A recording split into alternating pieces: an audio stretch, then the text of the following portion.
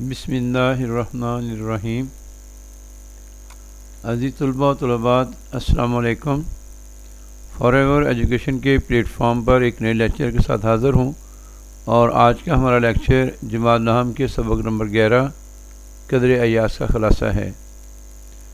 جو میرے چینل پر نئے ہیں وہ میرے چینل کو سبسکرائب کریں، لائک کریں اور بیل آئیکن کو دبانا مت بھولیں تاکہ ہر نئی آنے والی ویڈیو کا فوری طور پر آپ کو نوٹیفیکیشن مل سکے۔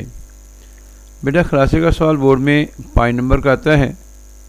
میں نے اس خلاصے کو انتہائی آسان الفاظ میں تصویری شکل میں بیان کیا ہے تاکہ آپ لوگوں کو سمجھنے اور یاد کرنے میں آسانی رہے۔ جب ہم خلاصہ شروع کریں گے تو سب سے پہلے ہم 605 مارکر سے ہیڈنگ دیں گے سبق کا عنوان قدر ایاز۔ پھر دوسری لائن میں ہم لکھیں گے مصنف کا نام کرنل محمد خان۔ مصنف تحریر کرتے ہیں کہ کرنیلوں کو رہائش کے لیے عمدہ سی کلاس بنگلے ملتے ہیں۔ میری خوش قسمتی کہ مجھے جو بنگلہ ملا وہ بنگلوں میں امتیازی حیثیت رکھتا تھا۔ یہ ویلسن روڈ کا لاشریک بنگلہ ویلسن صاحب نے خاص طور پر اپنے لیے بنوایا تھا۔ یہ بنگلہ 2 ایکڑ قطع زمین پر واقع تھا۔ وسیع صحن میں اونچے سرو اور سفیدے کے پیڑ اور سرخ و سفید گلاب کے پودے تھے۔ اس شاہانہ بنگلے کی آرائش و زبائش کے لیے کچھ سیکنڈ ہینڈ سامان مقامی کباڑی سے حاصل کیا گیا۔ مصنف کا بیٹا سلیم، جو ابھی بھی میٹرک کے امتحان سے فارغ ہوا تھا، دوسرے کرنیل زیدوں کی طرح بے فکری سے سارا دن بیڈمنٹن کھیلتا اور سر شام ہی دوستوں کے ساتھ ٹیلی ویژن کے سامنے جم جاتا۔ بوڑھے علی بخش کے علاوہ کوئی اور شخص اس کے کمرے میں داخل نہیں ہو سکتا تھا۔ ایک دن سلیم کا دوست امجد اس کی غیر موجودگی میں گھر آیا۔ باہر برآمدے میں آرام دہ کرسی پر بیٹھ کر سلیم کا انتظار کرنے لگا۔ علی بخش نے اسے ٹھنڈا پانی پیش کیا۔ آخر کافی انتظار کے بعد وہ مایوس واپس لوٹ گیا۔ جب سلیم کو علم ہوا تو وہ علی بخش پر برس پڑا کہ اس نے امجد کی ٹھیک طرح آؤبکت نہیں کی۔ وہ سمجھے گا کہ ہمیں مہمان نوازی نہیں آتی اور ہم دیہاتی ہیں۔ علی بخش کو سلیم کی ڈانٹ کا بڑا دکھ ہوا۔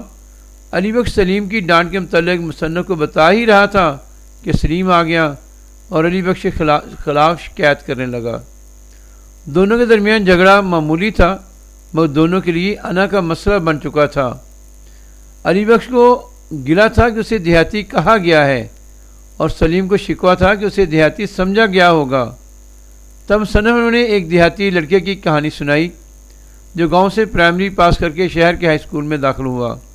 اپنے گاؤں میں وہ چودھری تھا۔ پہلے دن کلاس میں سر پر صافہ، کرتا، تہمد اور پاؤں میں پٹھاری جوتا پہن کر گیا۔ ماسٹر صاحب نے شلوار پہننے کو کہا تو آہستہ سے بولا، جناب ستن سے کڑیاں پاندیاں نے۔ ماسٹر صاحب اسے چھوٹا چودھری کہتے تھے۔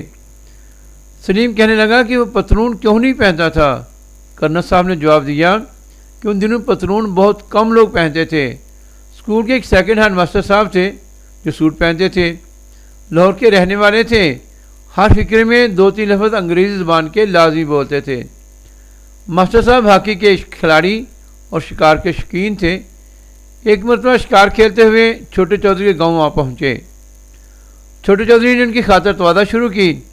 انہیں چوپال میں ٹھہرایا جس کی ایک سائڈ پر گھوڑی بندھی ہوئی تھی، دوسری طرف گاؤں کے کچھ لوگ آگ کے پاس بیٹھے تھے۔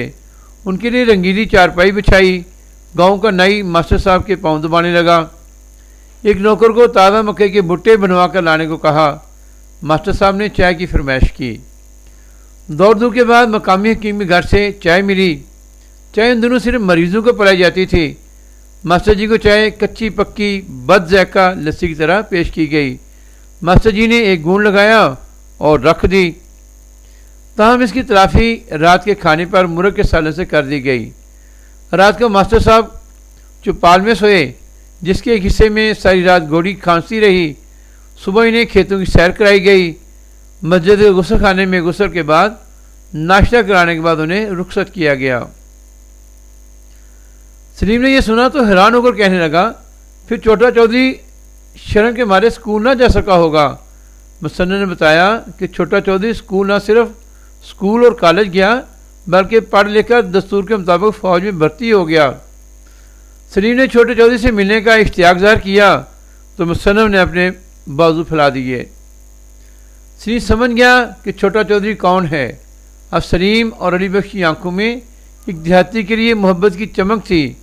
ایاز اپنے اصلی لباس میں بھی بھلا لگ رہا تھا۔ بیٹا امید ہے کہ آپ میرے لیکچر سے مستفید ہوں گے۔ ایک نئے لیکچر کے ساتھ جلد حاضر ہوں گا۔ آپ خود بھی اس کو سنیں، اپنے دوست احباب میں اس کو شیئر کریں، اور میرے چینل کو لائک کریں، سبسکرائب کریں اور گروپس میں شیئر کریں۔